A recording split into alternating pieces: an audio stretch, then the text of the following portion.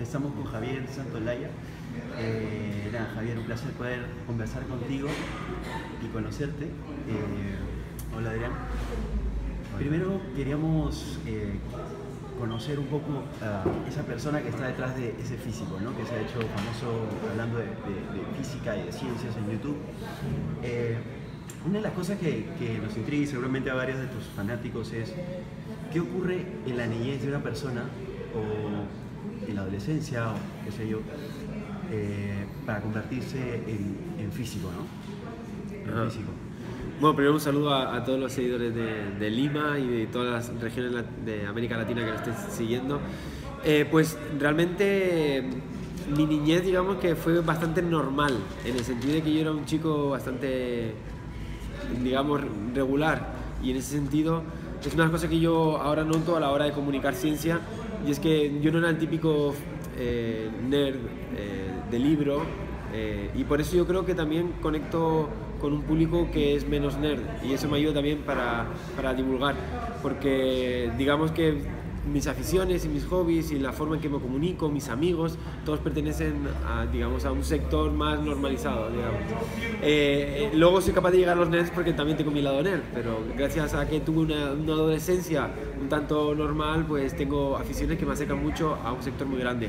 A partir de ahí, a los 17, pues empezó a gustarme mucho la física porque se me daba bien y tenía bastantes aptitudes, y poco a poco fue surgiendo más curiosidad, más preguntas. Fui siempre una persona muy estudiosa y muy responsable, y a raíz de eso pues bueno, fui descubriendo un mundo que es el de la física, que poco a poco me fue arrastrando como un agujero negro al que no pude evitar caer.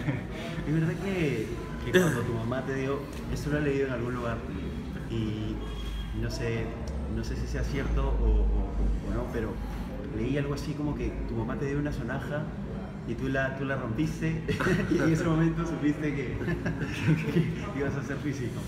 Bueno, esa historia no es verídica, sí la he contado, pero bueno, era una forma de hacer una broma al respecto de cuando uno nace físico. Realmente lo siente dentro. Era figurado, pero sí es verdad que siempre he tenido cierta predilección por ese tipo de materias. No soy tampoco una persona que está todo el tiempo divagando, pensando. Soy una persona muy aterrizada. No soy el tipo de científico loco que solo piensa y que está perdido y no tiene conexión con el mundo real. Eso yo creo que me hace mejor divulgador, ser una persona con los pies en el suelo. Pero sí es verdad que bueno, pues como científico pues sí me gusta pensar en ciertas cosas. Tú, por ejemplo, dirías que tú elegiste, o sea, ir por el lado de la ciencia y la ingeniería, o sientes que más bien fue este mismo ambiente el que te atrajo, así como dijiste, que te atrapó como un agujero negro? Bueno, supongo que siempre hay una combinación de cosas, ¿no? O sea, realmente los procesos que hacen que tú al final acabes estudiando una cosa son bastante complejos, hay mucha casualidad, hay mucho serendipia y estas cosas. La verdad que en mi caso yo tuve una iniciativa hacia la ciencia, pero luego es verdad que la propia ciencia me fue arrastrando. Sí es verdad que no tuve ninguna figura representativa, un profesor o alguien que me inspirara, y fue todo un camino un poquito que se fue andando, recorriendo poco a poco. Yo buscaba, la ciencia me atraía y se fue haciendo una cosa. ¿Tus papás no eran científicos? No, ninguno de mis padres tiene estudios, los dos son de un pueblo de norte de España, un pueblo donde apenas nadie estudia, trabaja todo el mundo en el campo. Mis padres, ninguno de los dos, mi madre a los 13 dejó de estudiar y se puso a trabajar, mi padre es similar. Y bueno, pues ellos sí, a pesar de que nunca tuvieron estudios, siempre apostaron mucho por mi educación y siempre insistieron en que tenía que estudiar una carrera y me apoyaron muchísimo en los estudios. ¿Y en qué momento de tu vida nace la divulgación? Claro, tenemos al físico, al ingeniero, y en qué momento tú dices, bueno, esto quiero gritarlo al mundo, ¿no? Decirlo al mundo, explicarlo, hacerlo entender a los que no, quizás no son muy cercanos. ¿En qué momento dices que esa es tu vocación? Yo, por ejemplo, el libro El bosón de Higgs no te vas en la cama, siempre cuento que lo llevo escribiendo 20 años, porque desde que vi las primeras cosas de física y me gustaban, siempre las he compartido. Pero me parece una respuesta bastante natural. Dicen que es como enamorarse, ¿no? Cuando te enamoras, se lo quieres decir a todo el mundo.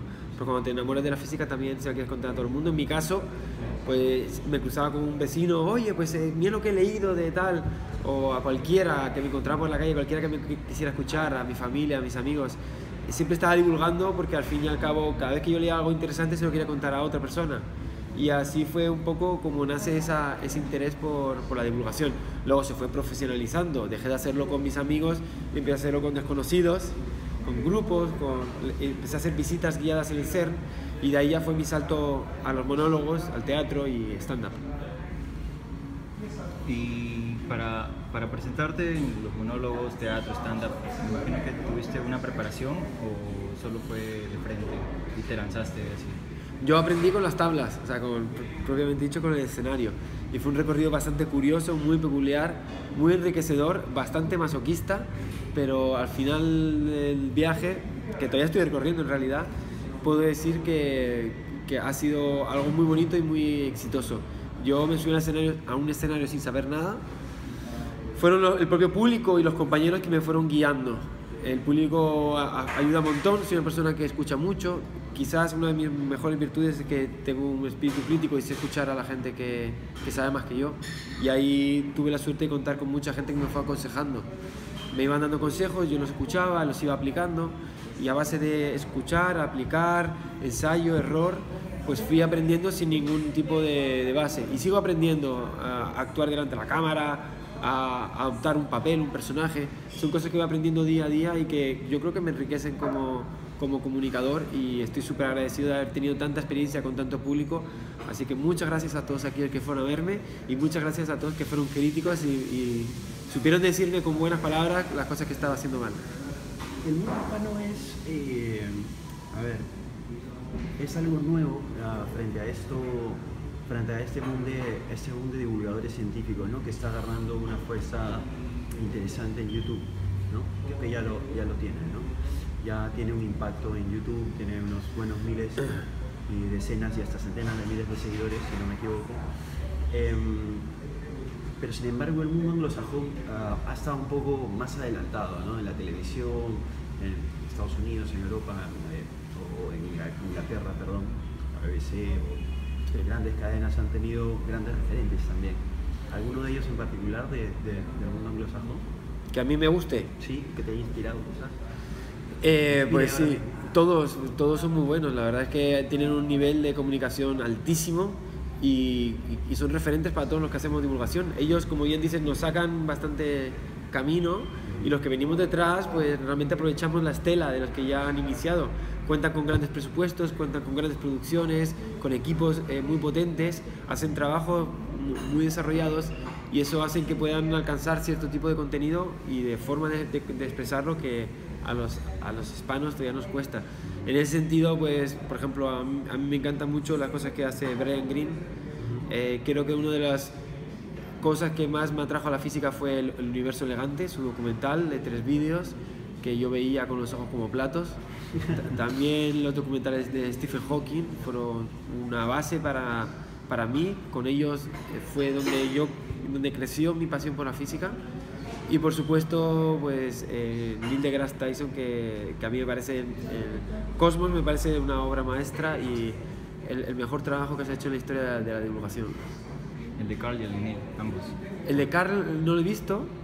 Es cierto que cuando uno lo ve se siente admirado por el gran trabajo que ha hecho, pero con 30 años de diferencia, claro, se ve con otros ojos. Sí. Obviamente a todos los niveles el de Neil me parece por supuesto más potente. Claro, sí, por la calidad gráfica y los datos. Las historias, la forma que está contado, la forma de estructurarlo, o sea, a todos los niveles me parece mucho mejor. ¿Y cuál lo recomendarías, digamos, para alguien que está empezando? ¿Algún joven que quiera iniciarse en física o ciencia, ¿no? Hay tanto material, pero yo sí empezaría quizás por las series de Cosmos, porque es muy fácil de ver. Sí. Es muy bueno, es muy fácil de ver. De ahí te sacas una idea, pequeñas cosas y puedes empezar a investigar.